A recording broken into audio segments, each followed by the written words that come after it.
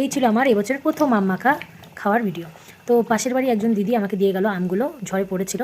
এই দেখো আমগুলো খুব ভালো করে কেটে নিয়েছি, দিয়ে দিলাম লেবু পাতা, কাঁচা লঙ্কা আর দিয়ে দেবো বিট নুন। এখন দিয়ে দেবো এর মধ্যে চিনি, সাধারণত চিনি আর কাসুন্দি। আর আমগুলো দেখতে পাচ্ছ পেকেও গেছে। তো এই সিজনের আম পেকেও গেছে এত তাড়াতাড়ি, এখন ছোট ছোট থাকতেই পেকে যায়। আর খুব ভালো করে কষলে এখন মেখে নেবে। দেখো দুটো কাঁচা লঙ্কা, খুব ঝাল ছিল লঙ্কাগুলো।